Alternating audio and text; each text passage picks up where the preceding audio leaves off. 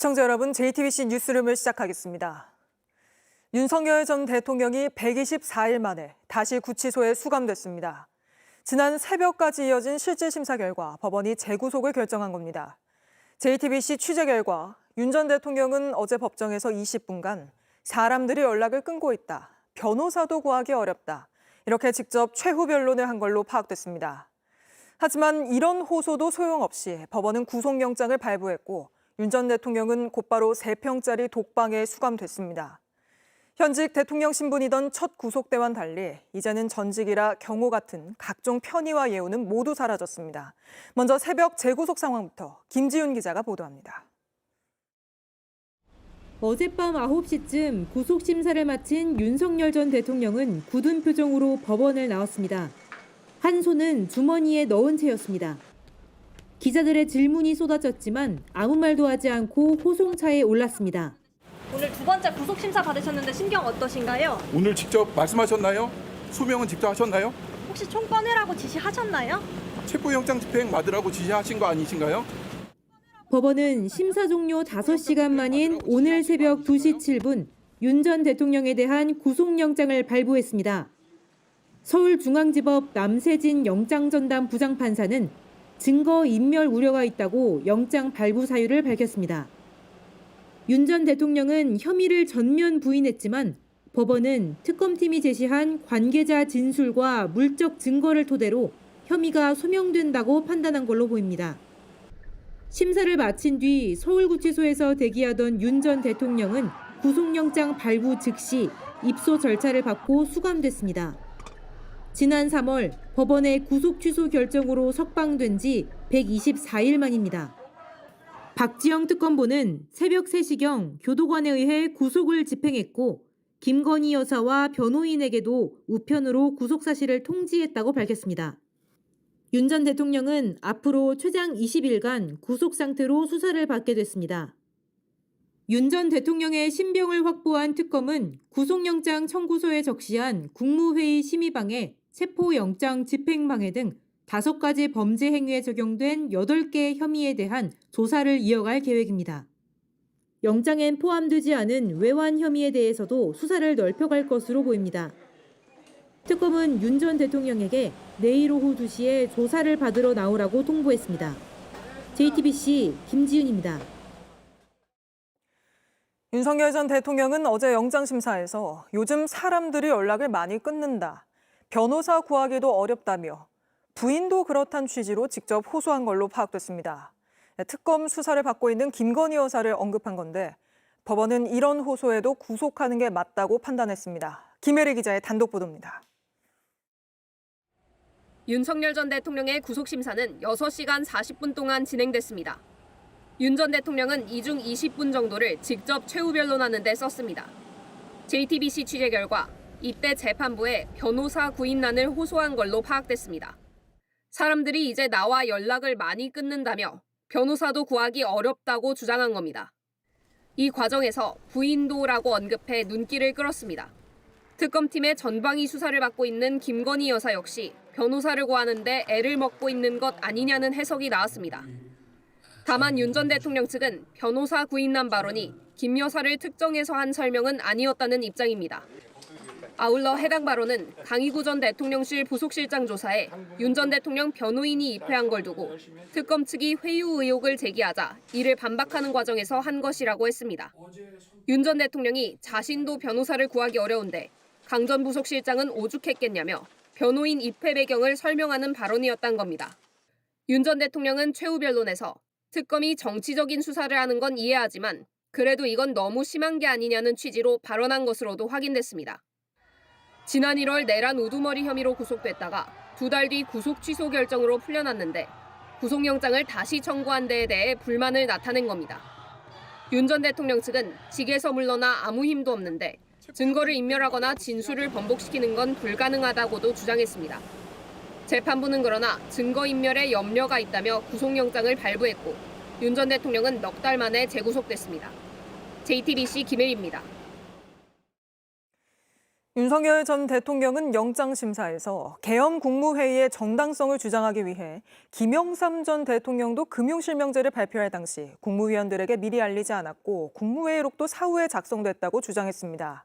이에 특검은 30여 년 전에 당시 국무회의 영상을 확보해서 김 전 대통령은 절차를 지키며 회의를 주재했다고 반박했습니다. 윤정주 기자의 단독 보도입니다.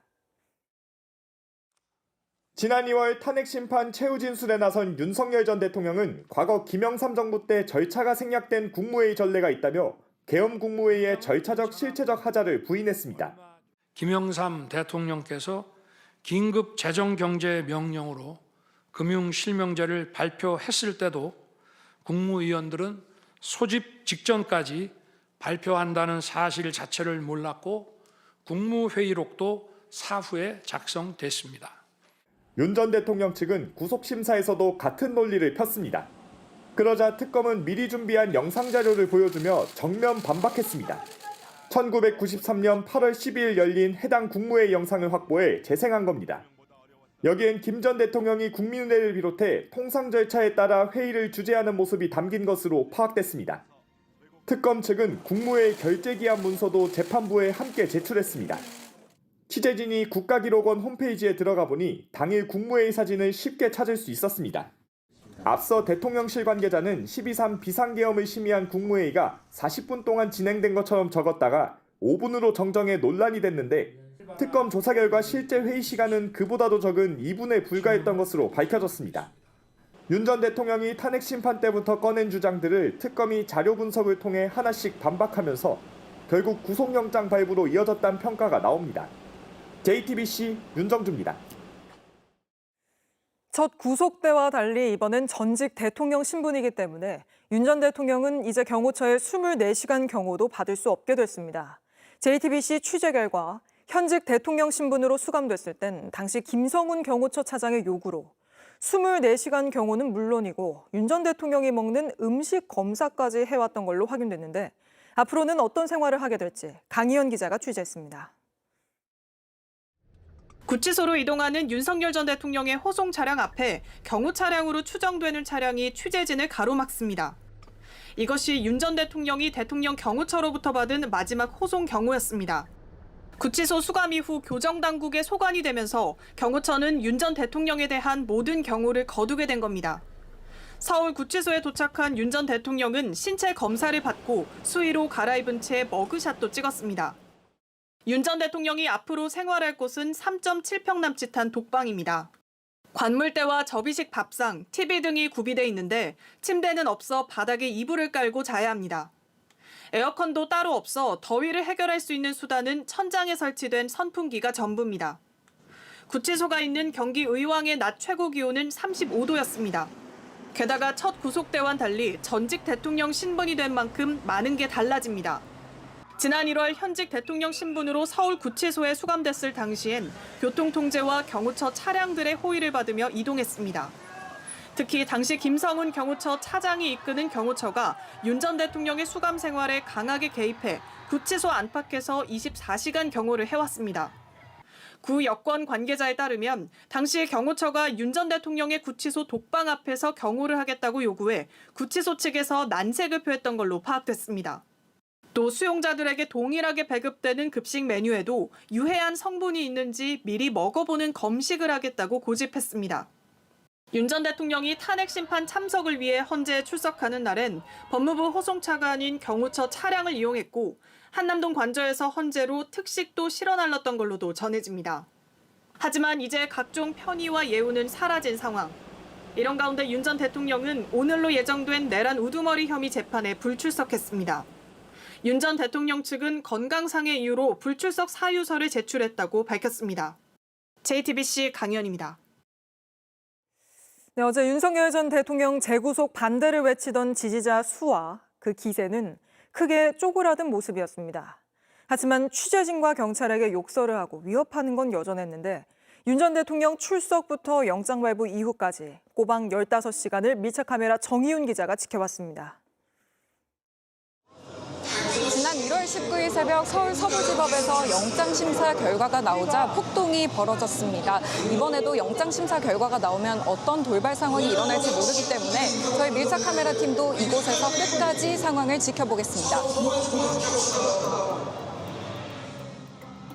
신문이 한창인 오후 6시쯤 JTBC 취재진이 뉴스룸 현장 중계를 위해 자리를 잡자 윤 전 대통령 지지자들이 고함을 치며 방해합니다.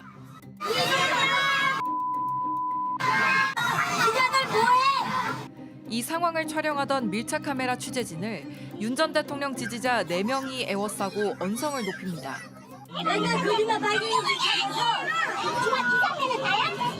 다른 사람에게도 함께 에워싸자고 소리칩니다.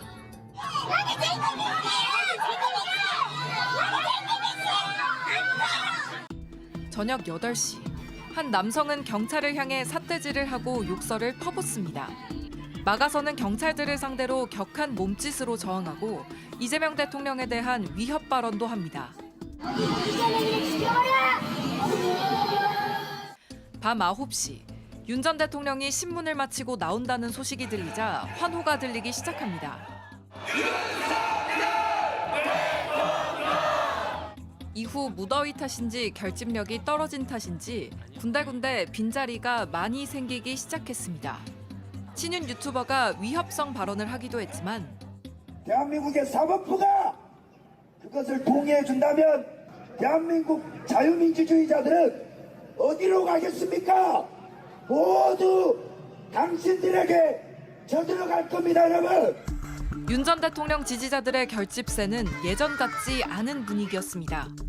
지금은 밤 11시 41분입니다. 지난 1월 구속심사 때는 새벽 2시 50분쯤 결과가 나왔는데 오늘도 늦은 밤이나 내일 새벽쯤 결과가 나올 것으로 전망됩니다. 지금 제 뒤로는 여전히 자리를 지키고 있는 지지자들이 보입니다.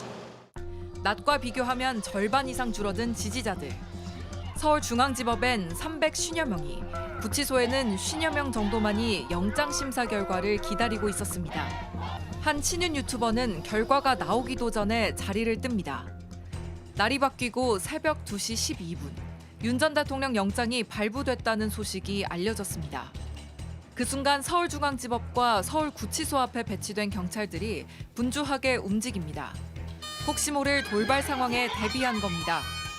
다행히 법원으로 진입하려는 시도는 없었습니다. 하지만 일부 윤 전 대통령 지지자들은 또다시 취재진을 향해 욕설을 내뱉기 시작합니다. 유튜버의 생방송 영상 기록에 따르면 지지자 서너 명이 벌떡 일어나 취재진을 향해 성큼성큼 걸어갑니다. 하지마 다들 가. 안전 확보를 위해 촬영을 멈추고 이동하는 취재진을 향해 끝까지 위협적인 발언을 하기도 했습니다. 하고 그 도망가는 게 뭐 하는 거예요? 기자 윤리도 몰라.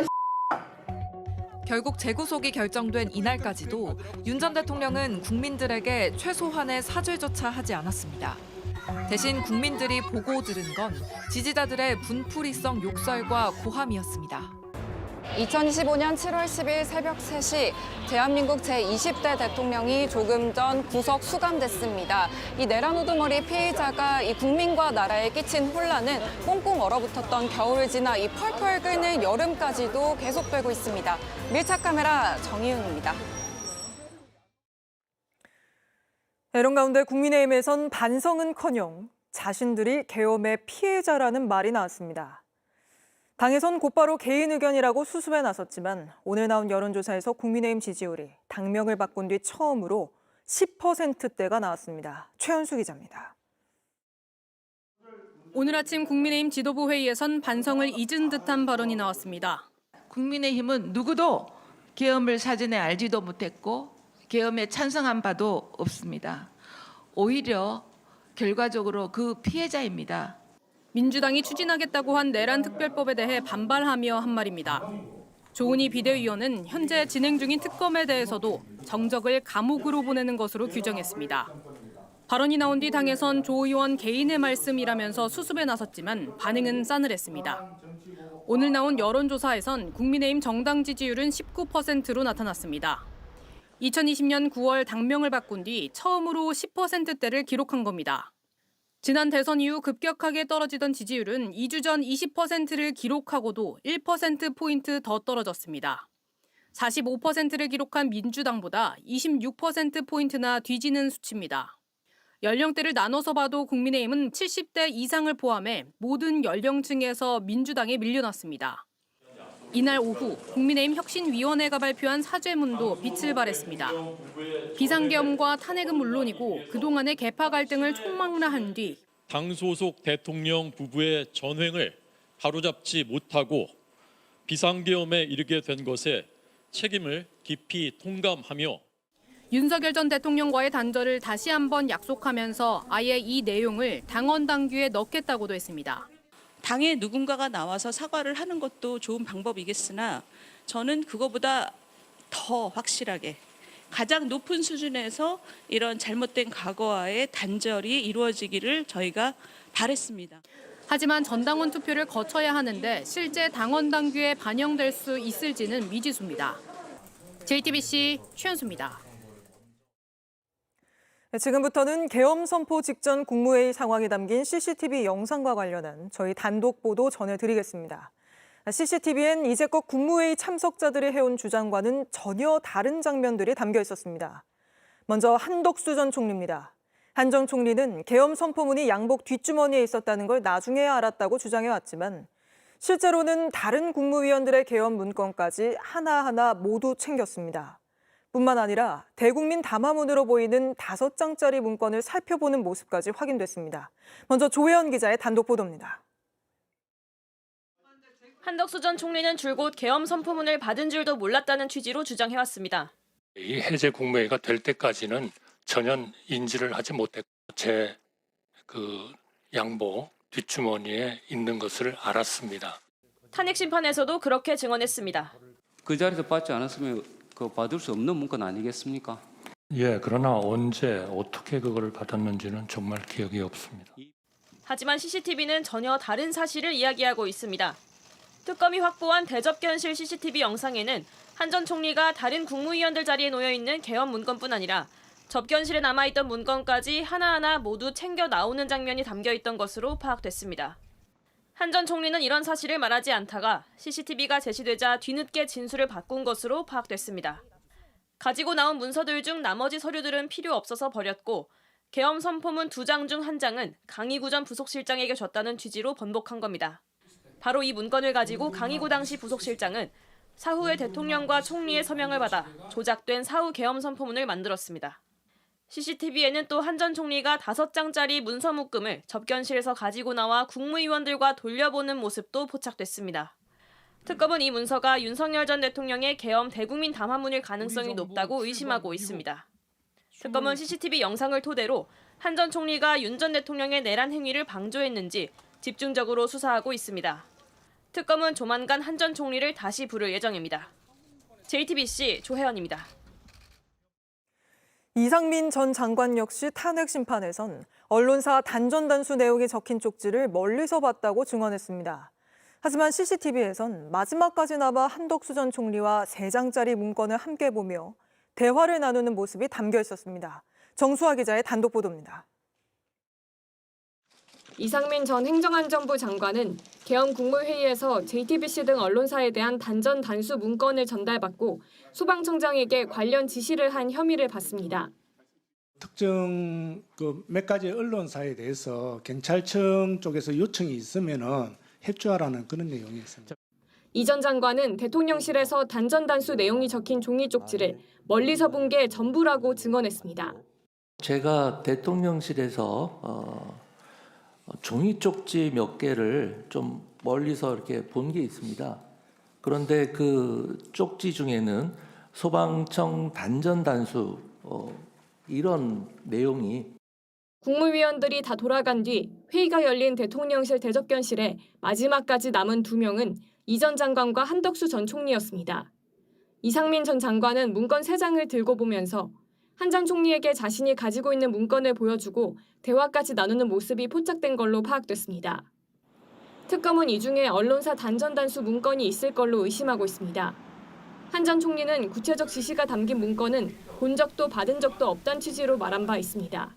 대통령이 지시사항이라고 해서 A4에 담긴 지시사항을 주었습니다. 알고 있죠? 저는 그건 모르겠습니다. 제가 받은 바는 없습니다. 그러면 다른 분들한테 받았다는 얘기는 못 들었습니까? 못 들었습니다. 특검은 조만간 이 전 장관을 소환 조사할 예정입니다. JTBC 정수입니다. 네, 윤석열 전 대통령을 재구속하며 내란 특검은 내란 핵심 지휘 라인에 대한 신병 확보를 빠르게 마무리했습니다. 그럼 이제 앞으로의 특검 수사는 어디를 향하게 될지 법조팀 여도현 기자와 더 짚어보죠. 자, 여 기자, 특검이 수사 개시 22일 만에 핵심 피의자 신병을 모두 확보한 거 아닙니까? 그렇습니다. 조은석 특검이 가장 먼저 한 건 구속 만료를 앞둔 내란 2인자 김용현 전 장관을 구속 기소한 겁니다. 그리고 내란 우두머리 혐의를 받는 윤 전 대통령 구속에 전력을 다했습니다. 특검이 2주간 부른 소환자들을 한번 보면 모두 윤 전 대통령 혐의를 확인하기 위해서라는 걸 확인할 수가 있습니다. 네. 직권남용을 확인할 국무위원들을 부르고 또 국무회의록을 작성한 강희구 전 부속실장, 체포 저지의 공범 혐의를 받고 있는 김성훈 전 차장 등 모두 재구속에 필요한 사람들을 선택해서 집중적으로 조사한 걸 알 수 있습니다. 결국 증거인멸 우려 등 구속영장 발부 필요성이 수사 개시 단 22일 만에 빠르게 입증돼 영장 발부까지 이른 겁니다. 네, 계엄 선포 전 국무회의 상황이 담긴 그 대통령실 CCTV 얘기도 좀 해보죠. 저희 단독 취재한 내용을 보면 한독수 전 총리 수사에 CCTV가 상당한 영향을 미칠 걸로 보이는데요. 네, 맞습니다. 이 대통령실 CCTV에는 윤 전 대통령이 손을 저으면서 발언하는 모습, 그리고 또 대접견실에 들어가고 나갈 때마다 칼같이 기립해서 인사하는 이상민 전 행안부 장관 등 비상계엄 전후 상황이 담겨 있습니다. 내란 정점 구속이라는 수사 1막이 끝나고 내란 동조범을 찾아내는 수사 2막이 시작된 겁니다. 네, 내란 정점을 구속했으니 이제 내란 동조범을 찾아낸다는 거군요. 한독수 전 총리부터 수사하게 될까요?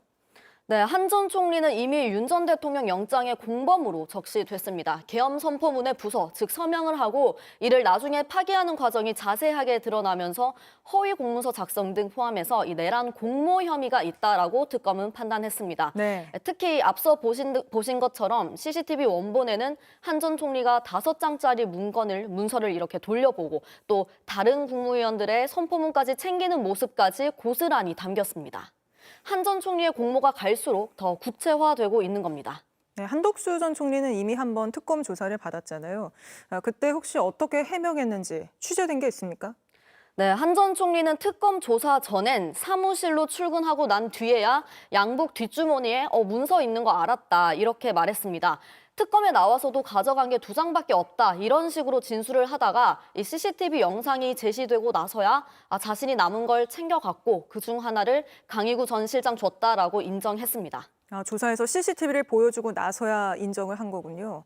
특검은 이상민 전 장관도 의심하고 있는 거 아닙니까?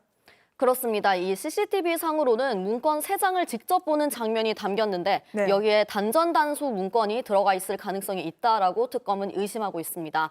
계엄 선포 방송이 끝나고 난 뒤에도 모든 장관이 돌아가고 난 뒤에 이 전 장관이 한 전 총리에게 본인이 받은 이 문건을 보여주는 그런 장면이 포착되기도 했습니다.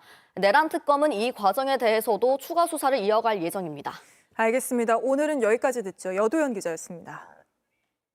김건희 특검이 삼부토건 주가 조작 사건과 관련해 삼부토건 전현직 회장을 동시에 불러 조사를 벌였습니다.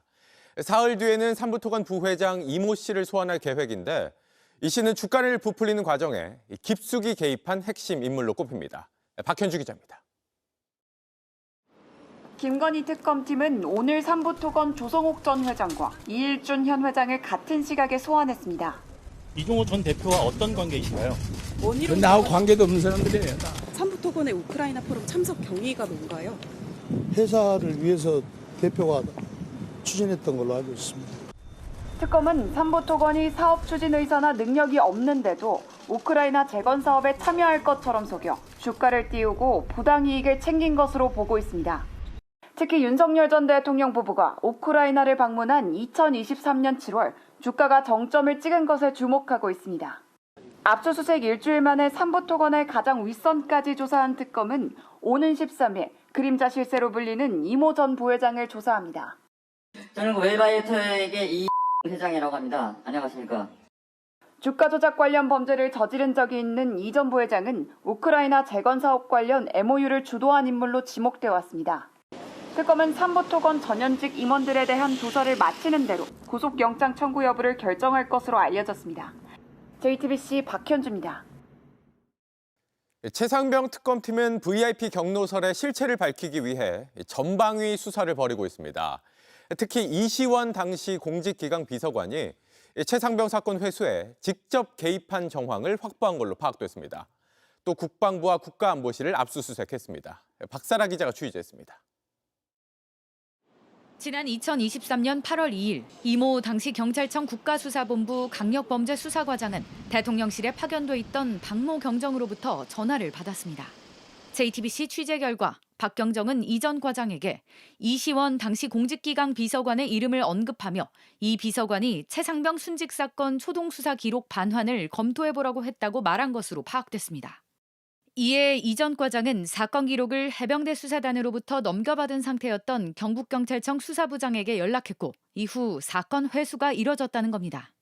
이 전 과장은 최근 최상병 사건 외압 의혹을 수사하는 이명현 특검팀에 출석해 이같이 진술한 걸로 확인됐습니다. 당시 반환 연락을 받은 경북청 수사부장은 아직 정식 접수가 되지 않은 상태라 사건 반환이 아닌 회수로 하기로 정리했다고 특검에 설명했습니다. 앞서 윤석열 전 대통령이 해병대 수사단이 임성근 전 사단장을 혐의자로 적시한 초동수사 보고를 받고 경로한 뒤 대통령실이 개입해 사건 회수가 불법적으로 이뤄졌다는 의혹이 제기되었습니다. 이 전 비서관은 당일 국방부, 대통령실과 수차례 통화해 회수에 개입한 핵심 통로로 지목되었지만 관련 추궁이 나올 때마다 침묵으로 일관했습니다. 이시원 지형은 대답해 보세요. 특검법안의 수사 대상이 되는 사안과 관련해서 이미 고발이 되어서 현재 공수처가 한창 수사 중에 있습니다. 대답을 못하겠다. 네. 이후 이 전 비서관이 실제 사건 회수에 개입한 정황이 관련자 입을 통해 처음으로 나온 겁니다. 특검팀은 최근 이 전 비서관을 출국 금지 조치했고 이어 이종섭 전 국방부 장관 자택과 국방부, 국가안보실 등 10여 곳에 대한 압수수색에 나섰습니다. JTBC 박사라입니다. 최상병 특검팀은 또 이 김건희 여사의 계좌 관리인이자 삼부 체크하라는 발언의 주인공 이종호 씨에 대해서도 압수수색을 벌였습니다. JTBC가 이 의혹을 보도한 지 1년 만입니다. 압수수색 과정에서 이 씨가 누군가에게 전화를 걸다가 이 휴대전화를 빼앗기는 일도 있었습니다. 김지아 기자입니다. 지난해 6월 JTBC는 멋쟁 해병이라는 해병대 출신 모임 단체 카톡을 입수해 보도했습니다. 도이치모터스 주가 조작 공범이자 김건희 여사 계좌 관리인으로 불리는 이종호 씨가 있는 대화방이었습니다. 이 대화에서 임성근 전 사단장 구명로비 정황과 삼부토건 주가 조작 의혹이 동시에 드러났습니다. 이 씨는 이 메시지와 함께 VIP에게 얘기하겠다는 발언을 했습니다. 또 삼부 체크하라고 언급한 직후부터 2달 사이 삼부토건 주식은 5배나 급등했습니다.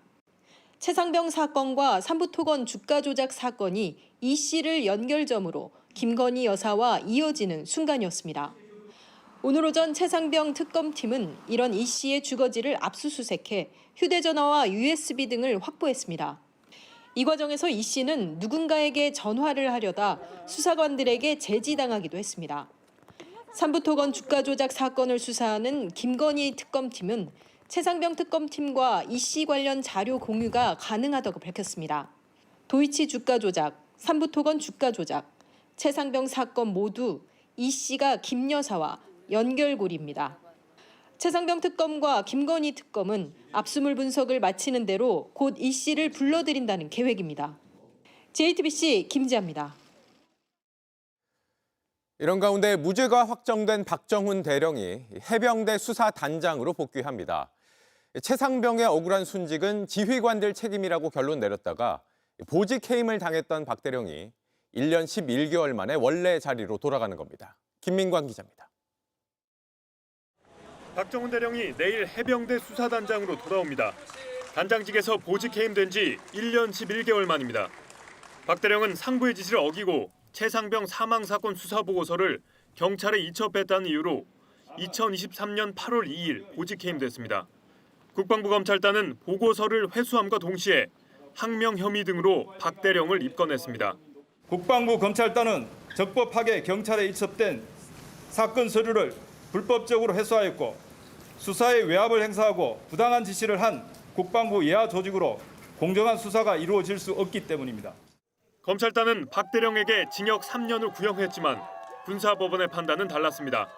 김계환 당시 해병대 사령관이 구체적이고 개별적인 이첩 보류 명령을 했다고 보기 어렵다며 지난 1월 무죄를 선고했습니다.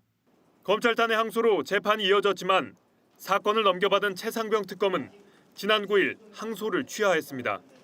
그리고 오늘 해병대는 무죄가 확정된 박대령을 11일부로 해병대 수사단장으로 재보직할 예정이라고 밝혔습니다.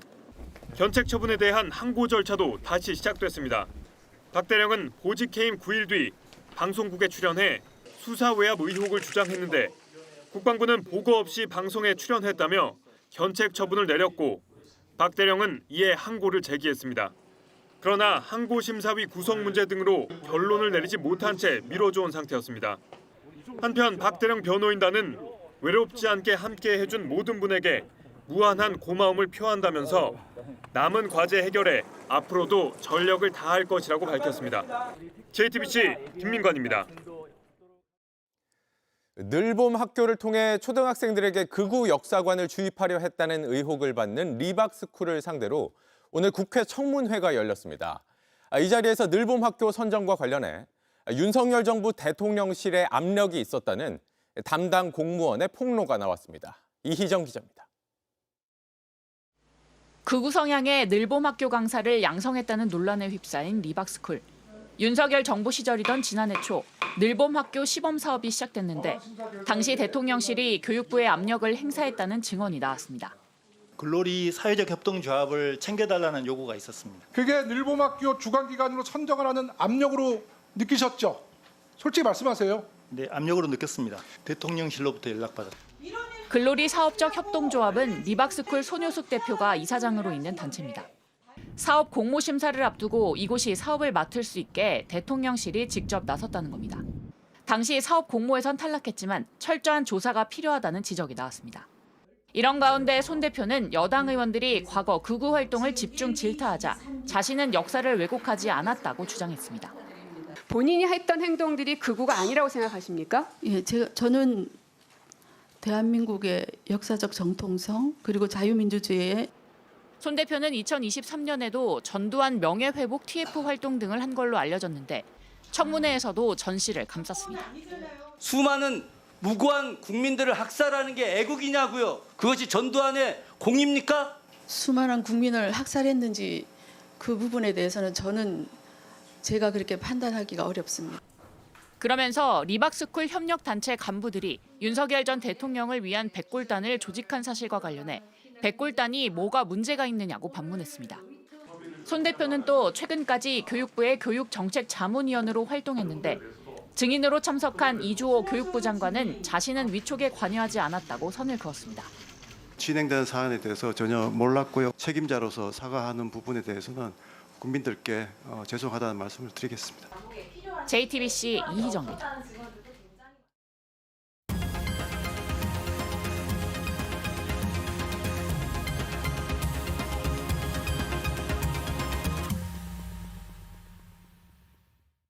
대통령으로부터 업무 지시를 받았습니다. 방송통신위원회에서 위원회 안을 만들어 보라. 대통령의 말씀은 더블커트로 말할 수 있는 부분이 지시가 아니라 의견을 묻는 거였다라는 말씀이었고요. 네, 국무회의 참석이 배제된 이진숙 방통위원장 자신은 대통령 지시를 받았다고 주장을 합니다. 대통령이 의견을 물은 것도 업무 지시라고 주장을 하는데 과연 그렇게 볼 수 있을지 팩트 체크해 보도록 하겠습니다. 김혜민 기자, 이진숙 위원장의 주장 정확히 어떤 겁니까? 네, 대통령의 지시를 받았다던 이 위원장은 대통령이 의견을 묻는 거였다라고 말했다고 전해지자 자신의 소셜미디어에 지시한 것과 의견을 물은 것은 어떤 차이가 있는지 모르겠다라고 썼습니다. 네. 그러니까 쉽게 말해서 그게 그거 아니냐라는 건데요. 그렇지 않습니다. 이 대통령의 지시라고 하는 건 굉장히 큰 영향력을 끼치는 정책 결정이 반영돼 있기 때문에 이렇게 대통령 기록물로서도 따로 분류할 만큼 굉장히 중요하게 관리합니다. 그래서 관리에 관한 행정 규칙도 있는데요. 살펴보시면 대통령의 지시란 행정기관에 지시한 사항이라고 규정을 하고 그 지시는 또 구체적으로 진행해야 할 어떤 추진 사항 그리고 새겨듣고 주의해야 할 훈시 사항으로 나눕니다. 그러니까 대통령 지시는 단순히 말로만 끝나는 게 아니라 정부 차원에서 이렇게 공식적으로 분류를 한다는 건데 네. 이진숙 위원장은 여전히 자신은 대통령 지시를 받았다고 주장을 하고 있어요. 네, 그렇습니다. 하지만 기관장이 단순히 회의 자리에서 내가 지시로 받아들였다라고 해서 그게 대통령의 지시가 되지는 않습니다. 네. 대통령의 지시사항은 시스템으로 전달되고 또 진행되고 마무리되기 때문입니다. 국무회의를 포함한 각종 회의 보고 현장 방문에서 나온 대통령의 이 모든 발언, 그중에 일부를 대통령 비서실에서 대통령 지시사항으로 정리해서 국무조정실로 보내면 국무조정실에서 관련 기관을 지정해서 정부 전자관리 시스템에 등록을 합니다. 그게 공식적인 대통령의 지시가 되는 겁니다. 네, 그러니까 대통령이 이진숙 위원장에게 지시를 한 게 맞다면 네. 이런 다음 절차들이 진행이 됐을 텐데 네네. 그런 게 전혀 없었다라는 거군요. 또 한 가지 따져볼 건 이 위원장이 나는 국무회의에서 발언권이 있다. 내 발언이 왜 문제냐 이렇게 주장을 했는데 이건 맞습니까? 네, 사실이 아닙니다. 국힘에서도 이 대통령이 소위 이틀막을 한 거다라는 비판이 나왔는데요. 한번 들어보시죠. 네. 이진숙 방통위원장이 말할 수 있는 거죠. 예. 말 못할 건 회의에 왜 나왔나요? 네, 국무회의 규정에는 의장, 그러니까 대통령이 필요하다고 인정할 때 발언하게 할 수 있다라고 되어 있습니다. 그러니까 발언권을 얻어야 말할 수 있는 겁니다. 네, 발언권이 있는 건 맞지만 대통령이 하라고 할 때 해야 한다. 알겠습니다. 여기까지 듣겠습니다. 김혜미 기자였습니다. 네, 연일 더워도 너무 더운 날씨가 이어지고 있습니다. 서울 낮 기온은 오늘도 36도를 넘어섰는데 주말까지 이런 더위가 계속될 걸로 보입니다. 특히 이달 하순에는 지금보다 더 독한 폭염이 찾아온다고 합니다. 박상욱 기자입니다. 한낮 찜통더위 속 시장, 손님 대신 열기만 가득합니다. 물방울을 뿜어내는 선풍기가 곳곳에 있지만 더위를 식히진 못했습니다. 너무 덥다 보니까 사람들 자체가 아예 안 나와요. 수산물이 상하지 않게 냉장고 앞안의 온도는 최저로 낮췄습니다. 오늘도 서울은 36도의 가마솥 더위가 이어졌습니다. 공원엔 지나는 사람을 거의 볼 수 없을 정도였습니다. 다만 같은 서울이라고 똑같이 달궈진 건 아니었습니다. 어제 양천구와 영등포구, 금천구 등 서남권과 송파구는 37도 안팎까지 오른 반면 서대문구와 종로구는 34도에 머물렀습니다. 이후 서남권은 새벽 2, 3시가 지나서야 겨우 30도 아래로 떨어졌고 서대문구와 종로구는 3도 안팎으로 기온이 더 낮았습니다. 기온 차이를 가른 건 산림이나 녹지 등 도시숲의 여부였습니다. 도시숲은 한낮 기온을 3에서 최대 7도까지 끌어내렸습니다. 도시계획에서 숲이나 녹지 또 바람길에 대한 고려 없이 고층 건물만을 밀집시키게 되면은 그 지역의 기온이 오르면서 주민들의 건강에도 악영향을 줄 수 있습니다. 지금의 불볕더위는 주말까지 계속될 걸로 전망됩니다. 티베트 고기압과 북태평양 고기압이 두 겹으로 한반도를 덮은 상태에서 뜨거운 동풍이 계속 유입되기 때문입니다. 다음 주엔 두 기단이 잠시 떨어지면서 기온이 낮아질 수는 있지만 폭염특보는 유지될 걸로 보입니다. 이후 7월 하순엔 지금보다 더 독한 폭염이 올 걸로 예상됩니다. JTBC 박상욱입니다. 기록적인 폭염에 농가들 피해도 커지고 있습니다. 제주에선 제철을 맞은 수박이 타들어가고 있고 작물들의 씨를 뿌려야 할 시기인데도 땅이 바짝 말라서 엄두도 내지 못하고 있습니다. 공다솜 기자입니다. 제주의 한 수박밭입니다. 4월 말 모종을 심어 이달 본격적으로 수확해야 하지만 극한 폭염에 직격탄을 맞았습니다. 초록빛으로 탐스럽게 익었어야 할 수박이 희고 누렇게 변색돼 있습니다. 표면은 우툴두툴해졌고 속살이 썩기 시작해 단단했어야 할 껍질은 움푹 파여 있습니다. 강한 볕에 과일의 표면이 타는 일소 피해를 입은 겁니다. 색깔이 바래다가 또 이제 들어가 버리고 타는 것도 문제가 있지만은 또 이렇게 지금 소리가 안 납니다. 이렇게 푹푹푹푹 하는데 그건 좀 많이 익어가지고. 수박 덩굴도 따가운 햇볕을 다 막기엔 역부족입니다. 때문에 이렇게 수박을 하나하나 신문지로 감싸 피해를 최소화하고 있습니다. 극심한 가뭄도 문제입니다. 장마가 역대 가장 빨리 끝난 탓에 이달 초 씨앗을 뿌렸어야 할 콩밭은 바짝 말라 있습니다. 7월 달에 이렇게 가뭄 드는 건 처음이에요. 원래 7월 달에는 콩 파종을 못 해가지고 난리치는데 비만 많이 와가지고 올해는 비가 안 와가지고 파종을 못해 이거 거꾸로. 닷새 전 콩을 뿌린 또 다른 밭도 상황은 마찬가지입니다. 평년이라면 사흘 만에 났을 새싹을 찾아보기 어렵습니다. 고들 있잖아요. 이거 뿌리가 생기고 이 떡잎이 올라와요. 순이 올라와야 되는데 전혀 없잖아요. 이거. 농민들이 한숨밖에 나올 수 없는 그런 상황입니다. 전국 대부분 농가가 이렇게 폭염과 가뭄에 시달리며 과일 가격은 어느 때보다 비상입니다. 수박 한 통은 28,000원을 넘겨 지난해에 비해 37% 가까이 올랐고 참외 역시 19% 넘게 뛰었습니다. 가뜩이나 힘든 여름, 농민들은 노심초사하며 하늘만 쳐다보고 있습니다. JTBC 공다솜입니다. 폭염 탓에 바닷물도 뜨거워지면서 전에는 볼 수 없는 일들도 벌어지고 있습니다. 온열대 바다에서나 잡히는 3m 크기의 황새치가 강원 삼척 앞바다에 등장하기도 했습니다. 조승현 기자입니다. 성인 남성 키의 2배 정도 되는 커다란 물고기를 부두에 내립니다. 칼처럼 길고 뾰족한 주둥이가 특징인 황새치입니다. 오늘 새벽 강원 삼척시 정나진 앞바다 수심 30m 지점에서 잡혔습니다. 한 10여 년 동안 안 나타났어요. 그러다가 작년 올해부터 이제 한두 마리 나타나더라고요. 길이 3m에 무게가 226kg에 달하는 황새치, 겨우 6만 원에 팔렸습니다. 대중적으로 인기 있는 어종은 아니어서 판로가 마땅치 않고 해체 비용 등도 만만치 않아서인지 낮은 가격에 팔린 겁니다. 황새치는 전 세계 온 열대바다에 두루 서식합니다. 우리나라에선 그동안 남해에서 주로 잡혔습니다.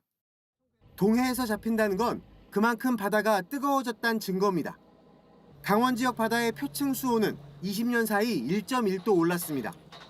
16도 이상 같은 수온 지점을 연결한 등수온선은 15년 전 경북에서 이제 강원 북부까지 올라왔습니다. 동해안에선 명태와 도루묵 등 한류성 어종은 크게 줄었습니다. 대신 방어나 고등어 같은 난류성 어종 비율이 급증했습니다. 최근에 동해안의 어장 지도가 빠른 속도로 변화하고 있는 것으로 보아 동해 바다는 아열대화가 진행 중이라고 생각이 됩니다. 지난 8일 경북 영덕에서도 아열대성 어종인 대형 참다랑어 1,300마리가 무더기로 잡혔습니다. JTBC 조승현입니다. 냉방기 없이는 견디기 힘든 폭염 탓에 전력 수요도 연일 최고치를 기록하고 있습니다. 한여름에는 대규모 정전 사태가 벌어질 수 있다는 우려도 나오는데 이 때문에 정부가 비상체제에 들어갔습니다. 박준우 기자입니다. 거리마다 양산을 든 시민들이 보입니다. 상점 대다수도 냉방기를 틀어둔 채 문까지 열어놨습니다. 엄연한 불법인데다 전기세 폭탄도 감수해야 하지만 손님을 받기 위해선 어쩔 수 없다고 말합니다. 땀 흘리고 너무 덥다 싶으면 그냥 최대한 시원한 가게로 들어가게 되고 옷이 다 젖을 정도를 넘어서 그냥 머리에서 물이 줄줄 흐르고. 이른 폭염에 가정집도 비상입니다. 거의 아침에 일어나서부터 잠들 때까지는 계속 에어컨 틀고 있는 것 같아요. 작년 이맘때 떠올려 보면 훨씬 지금이 더운 것 같습니다. 이달 들어 지난 7일까지의 평균 기온은 28.2도, 7월 상순 기준으로 사상 최고입니다. 지난 8일 최대 전력 수요도 95.7기가와트를 찍으며 7월 최고치이자 역대 두 번째로 높았습니다. 더 큰 문제는 8월입니다.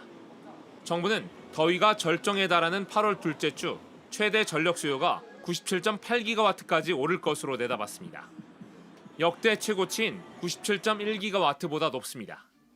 통상 예비력은 최대 전력 수요보다 10기가와트가량 높은 수준으로 유지합니다. 올해는 지난해보다 1.2기가와트 늘려 총 106.6기가와트의 공급 능력을 확보했는데 최대 전력 수요 예상치인 97.8기가와트보다 8.8기가와트 높은 수준입니다.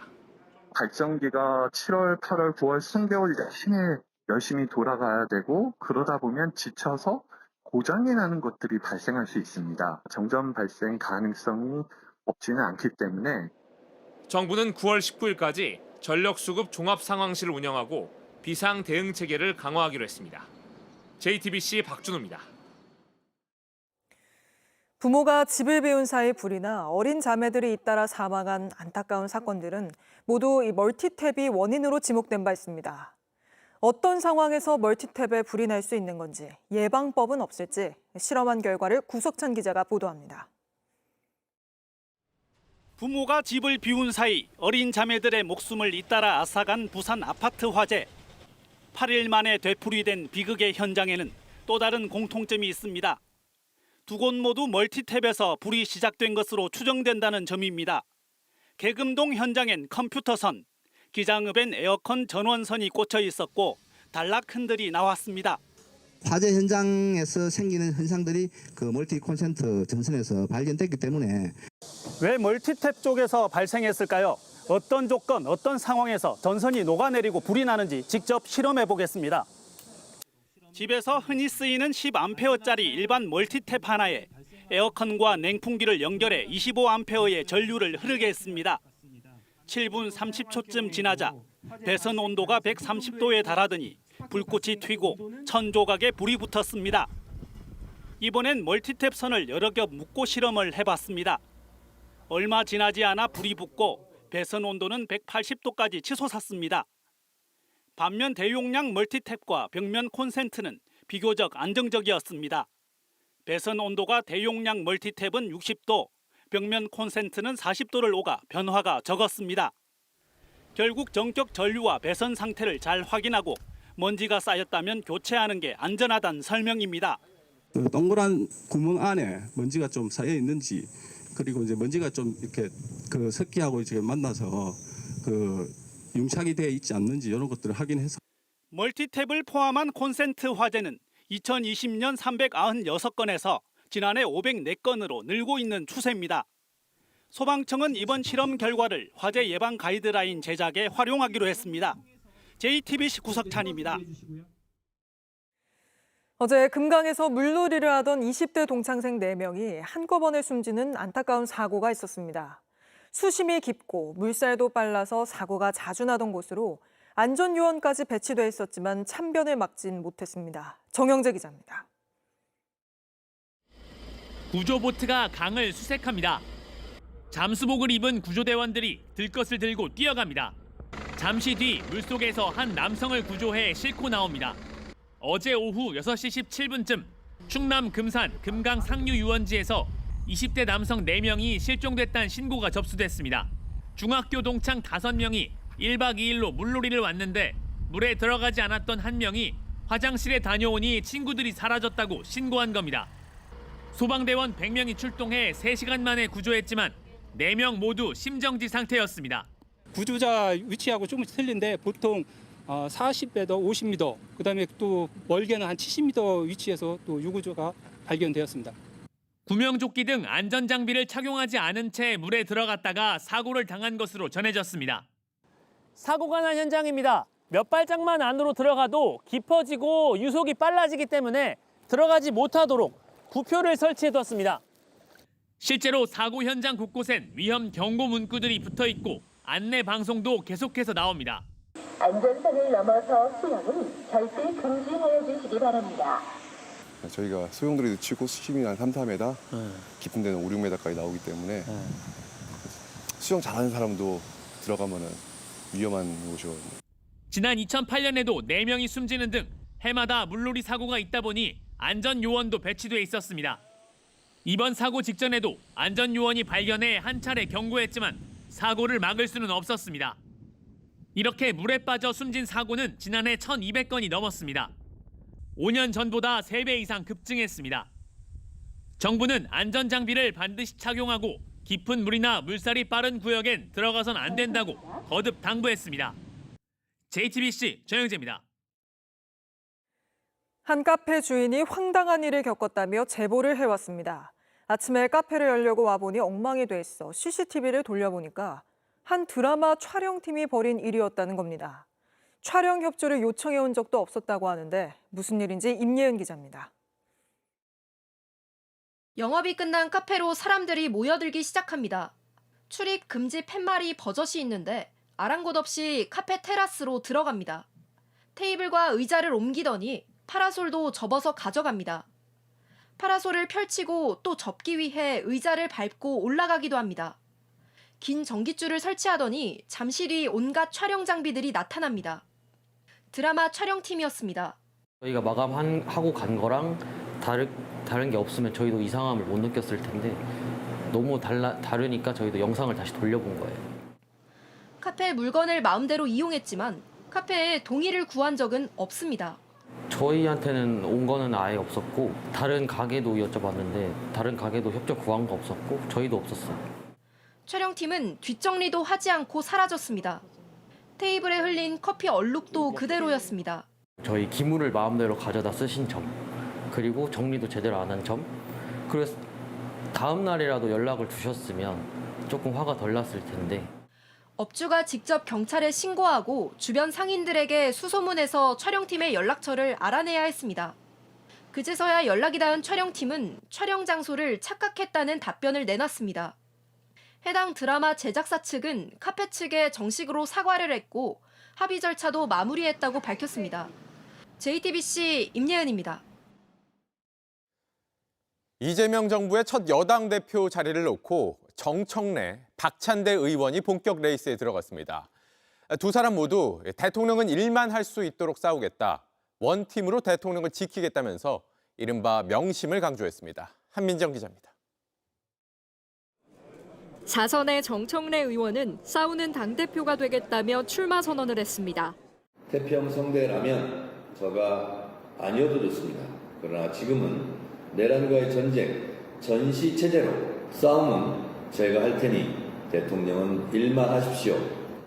여기에 맞서 3선의 박찬대 의원은 당정대 원팀으로 이재명 정부를 지키겠다며 정의원의 날을 세웠습니다. 단 한 번의 당정대의 엇박자가 국정 혼란으로 이어질 수 있습니다. 박찬대는 칼처럼 벼린 말로 싸움만 하기보다 칼과 붓을 함께 질 줄 아는 대표가 되겠습니다. 두 사람의 출마 선언으로 본격적으로 막이 오른 이번 당대표 선거에는 권리당원 투표 55%와 대의원 투표 15%, 일반 국민 여론조사 30%가 반영됩니다.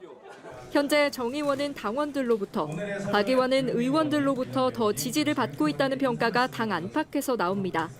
이런 분석을 의식하듯 두 사람 모두 명심이 본인에게 있다고 강조하는 한편 정 의원은 전당원 투표제 상설화 등 당원들을 향한 공약을 최우선으로 강조했고 당대표도 한 표, 국회의원도 한 표, 대의원도 한 표, 권리 당원도 한 표인 당원이 진정한 주인인 정당, 검찰개혁, 언론개혁, 사법개혁은 임기 초 3개월 안에 전광석화처럼 해치워야 합니다.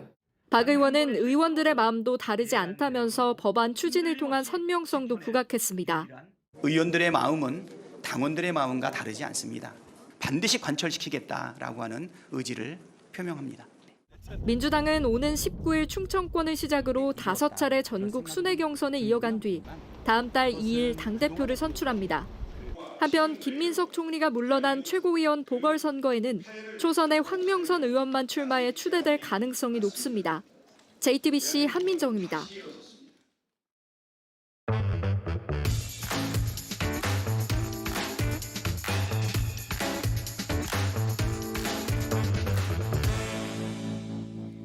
네, 돌아온 비하인드 뉴스 오늘도 이성대 기자와 함께하겠습니다. 자, 이 기자 첫 번째 키워드 바로 볼까요? 네, 첫 번째 키워드 바로 보겠습니다. 상남자.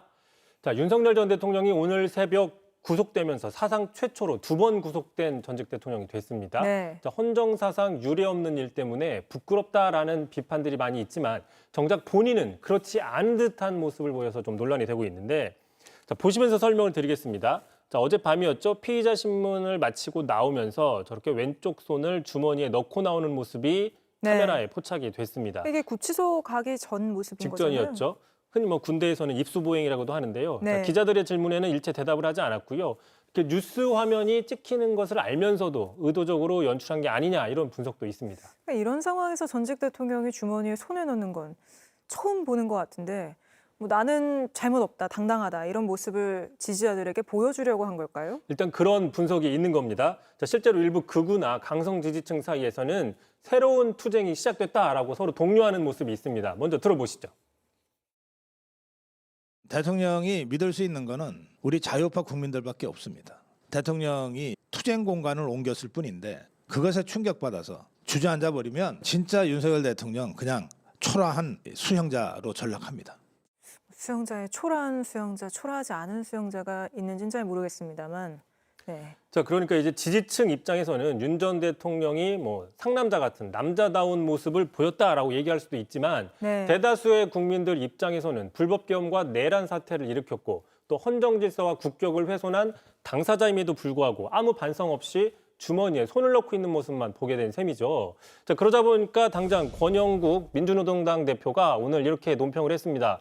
자, 윤석열 전 대통령은 온 국민을 고통에 빠뜨리고도 일말의 반성 없이 부하 탓과 변명으로 일관했다. 특히 주머니에 손을 찔러 넣은 모습에선 분노가 치밀어 오른다. 이렇게 강하게 비판을 했습니다. 네, 사실 윤 전 대통령은 임기 중에도 뭐 반말을 한다든지 뭐 하대하는 듯한 태도를 보여서 비판을 받아왔잖아요. 그렇습니다. 말씀하신 것처럼 임기 중에 대통령임에도 불구하고 습관적으로 반말을 하고 하대하고 또는 경로하는 논란들이 상당히 이어졌었죠. 네. 자, 국정 운영 측면에서도 국민보다는 김 여사를 더 챙기는 게 아니냐라는 지적들이 끊이지 않았습니다. 자, 그럼에도 불구하고 지지층 사이에서는 그런 모습들이 오히려 상남자 같다 이렇게 두둔하는 모습들이 있었는데 네. 자, 대표적으로 지난해 총선 이후였습니다. 자, 검찰 인사가 단행이 되면서 김 여사에 대한 방탄 논란이 나왔지만 정작 홍준표 당시 대구시장에는 아내를 지키는 것은 방탄이 아니라 상남자의 최소한의 도리다라고 이렇게 두둔한 적이 있었거든요. 네.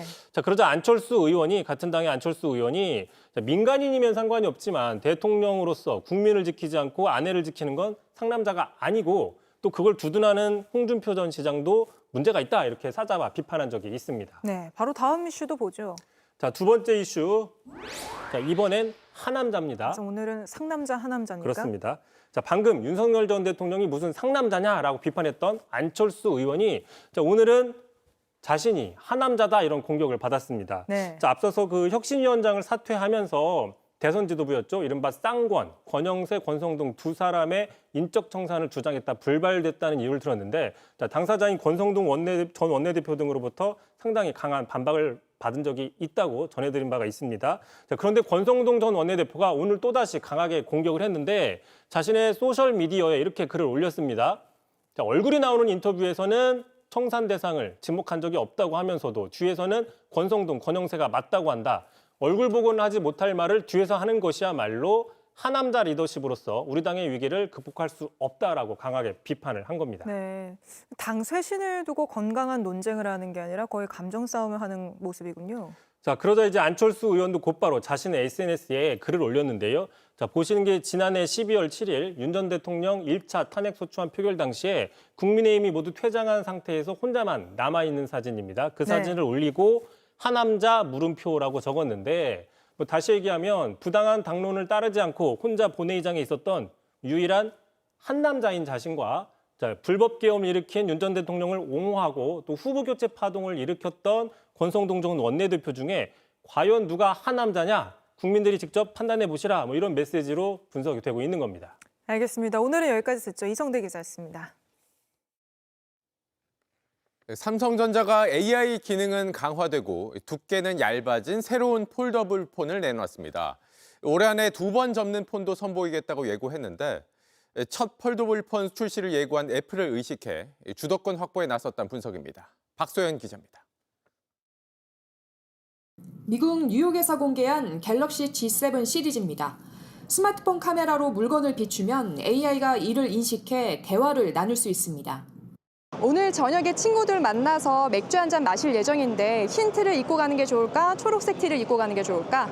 오늘은 좀 더 캐주얼한 분위기를 내고 싶다면 초록색 티셔츠를, 좀 더 깔끔하고 세련된 느낌을 주고 싶다면 흰색 티셔츠를 추천드려요. 사진과 동영상을 찍기만 하던 카메라가 이제는 사용자가 보는 것을 이해하고 반응하며 생활 속 AI로 진화한 겁니다. 그동안 무겁고 두껍다는 지적을 받아왔던 폴드 시리즈는 두께도 무게도 크게 줄였습니다. S25 울트라보다 가볍고 접었을 때 두께는 1mm도 차이 나지 않습니다. Z 폴드 7은 넓어진 화면을 활용해 여러 AI 작업을 동시에 처리하는 게 가능해졌습니다. 이번에 선보인 7세대 폴더블은 혁신적인 폼팩터와 대화면을 바탕으로 더 직관적이고 몰입감 있는 AI 경험을 제공합니다. 매년 성장하고 있는 글로벌 폴더블 시장은 내년 첫 폴더블 아이폰 출시로 경쟁이 더욱 치열해질 것으로 보입니다. 이에 앞서 AI 기술을 강화한 폴더블 폰을 내놓으며 시장 주도권을 다시 한번 확보하겠다는 전략으로 풀이됩니다. 올해 안에 2번 젖는 3단 폴더블 폰, 이른바 트라이폴드 폰 출시도 예고했습니다. 반도체 부진과 미국 관세 영향으로 삼성전자 2분기 실적이 저조할 것으로 예상된 가운데 이번 신제품 출시가 실적 회복 계기로 이어질 수 있을지 주목됩니다. JTBC 박소연입니다.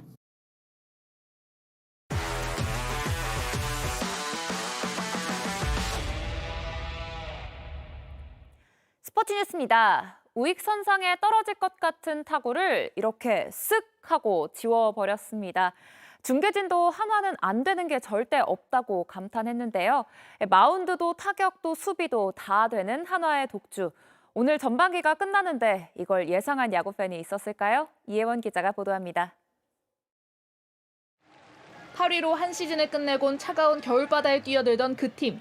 다음 시즌엔 더 잘하겠다고 반성하듯 다짐했는데 그 약속이 들어맞았습니다. 지난해 66승을 했던 한화는 올해는 전반기에 벌써 50승을 넘겼습니다. 10개 팀 중 유일합니다. 처음엔 잘하는 게 언제까지 이어질까 의심하듯 지켜봤는데 시간이 지날수록 더 단단해지고 더 강해지고 있습니다. 류현진의 기록을 넘어 삼진 18개를 잡아내고 눈물을 훔쳤던 폰세. 그리고 지난해 대체 선수로 뛰다 올해까지 정식 계약한 와이스가 마운드를 받쳐준 게 컸습니다. 요즘엔 타선이 기세를 탔습니다. 기아와 맞서선 대승으로 기선을 잡더니 석점차 뒤진 상황에서 역전을 해내는 힘을 보여줬습니다. 문현빈과 최은성, 노시환, 최근엔 거릴 타자들이 없습니다. 어이없는 실책을 쏟아낼 만큼 엉성했던 수비도 덩달아 좋아졌습니다.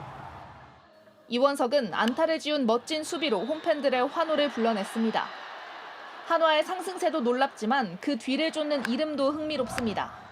과거 나란히 하위권을 맴돌아 조롱받던 LG, 롯데, 기아, 엘롯기는 전반기 상위권을 꽉 잡고 있습니다. 특히 뜻밖의 얼굴들이 팬들의 함성을 이끌어냈습니다. 주전이 부상으로 빠진 자리를 롯데의 김동혁과 한태양, 기아의 고종욱과 김호령 같은 2군 선수들이 빈틈없이 채웠습니다. KT 안현민 역시 올해 최고의 발견으로 꼽힙니다. 취사병으로 병역을 마친 뒤 돌아와 빛나는 순간을 열었습니다. 공은 담장을 벌써 16번 넘겼고 때론 야구장 밖으로 보내버립니다. JTBC 이혜원입니다.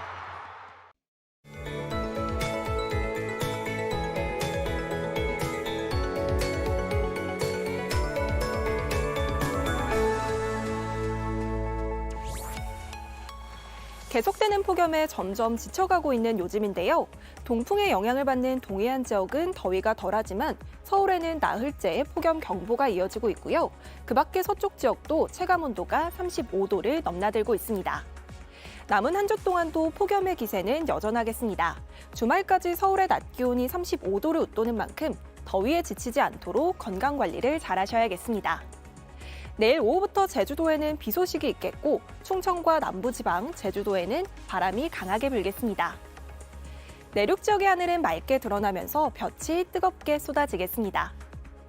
대부분 지역의 밤더위는 조금 나아지겠지만 서울은 12일 연속 열대야가 지속될 수 있겠습니다. 낮 기온은 청주 34도, 광주는 35도까지 오르겠습니다. 다음 주는 이번 주보다는 더위가 덜하겠고요. 주 중반에는 수도권과 강원 영서에 단비 소식도 있겠습니다. 날씨였습니다. 뉴스룸 저희가 준비한 소식은 여기까지입니다. 시청해주신 여러분 고맙습니다.